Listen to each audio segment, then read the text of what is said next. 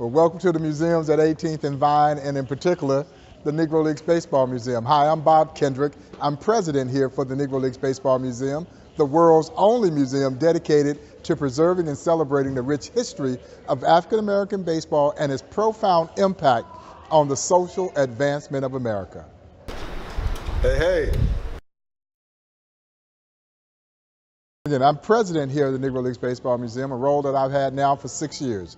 I started, however, as a volunteer here at the Negro Leagues Baseball Museum back in 1993 when the museum was across the street inside the historic Lincoln Building. At that time, we occupied a little single-room office space about as big as this area that I'm standing in, and had a conference room table when we first started, and guys like the late great Buck O'Neil and other local Negro Leaguers literally took turns paying the rent to keep that little office open. I came around in 1990, shortly after they had established the museum, and fell in love with this story and fell in love with the men and women who made this story. And so my career with the museum began as a volunteer, and we fast forward from 1993 to 2017, and now I get the opportunity to serve as president of this great organization.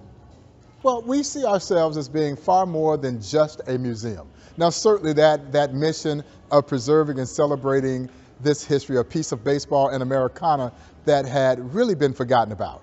That is a daunting task in its own right, but we see ourselves in the same respect in which Negro Leagues baseball operated in this country. Wherever you had successful black baseball, you had thriving black economies, and so it's important that our museum be more than just a museum. We see ourselves as a community resource. So you'll see the museum involved in a lot of things that other museums don't necessarily have to do or have taken on the responsibility of doing, but we feel that we have a historical responsibility to bring these kinds of opportunities and open up really a world of opportunities for people beyond just the historical merit of what we represent. So you'll see us involved with health fairs, you'll see us doing festivals and other activities that maybe other museums wouldn't be doing, but we feel it's very important that we make this as open and as engaging for those who we serve in this community as we possibly can.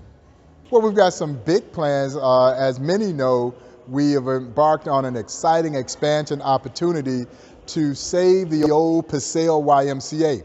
The Paseo YMCA is the birthplace of the Negro Leagues. That is where the leagues were formed in 1920. Andrew Root Foster led a contingent of 8 independent black baseball team owners into a meeting that took place at the old Paseo YMCA. Out of that meeting came the birth of the Negro National League, the first successful organized black baseball league. So now the museum has grandiose ambitions to expand our operations to create the Buck O'Neil Education and Research Center inside the very building that gave birth to the story that we're now charged with preserving.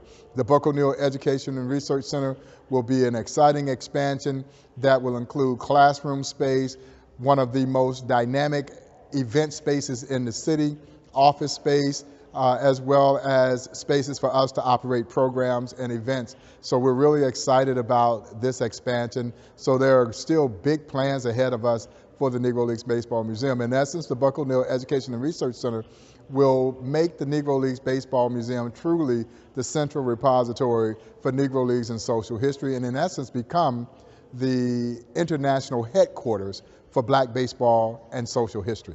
Well, what we hope happens when particularly young people come here to the Negro Leagues Museum, and I think there's been this misnomer that kids today don't care about history. I absolutely don't believe that. I do think it's important, though, that history museums work to make the history that they preserve relevant to what is happening in the lives of young people. So it really becomes a matter of how it's packaged and how it is presented. And so the museum continues to challenge itself to come up with innovative, creative ways to reach young people with this message.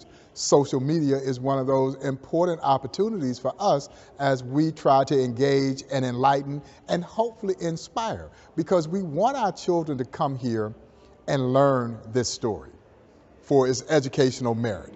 It is one of the great chapters, not in just baseball history, but in American history. But we also believe that there are wonderful tools of inspiration that is associated with this story.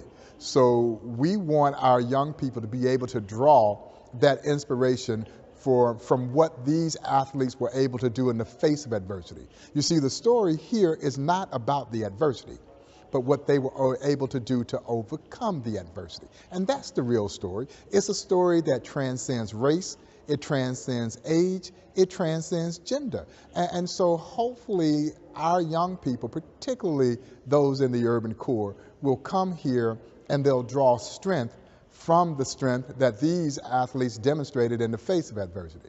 Man, we're having a great time, celebrating this history, introducing this to thousands of people around the country every year. But we're so excited that it's right here at historic 18th and Vine, that cultural crossroads where baseball and jazz intersected, and to see the impact that the museum has had in helping revitalize what was once one of the most recognized cross sections as there was anywhere in the world, 18th and Vine, and a prominent African American community. And here we are now, years later, having a similar kind of impact on this community. We couldn't be more prouder. We appreciate all the support that folks like Cherry Design and others have given to this great museum. And we're looking forward to giving back as much as we possibly can to this community.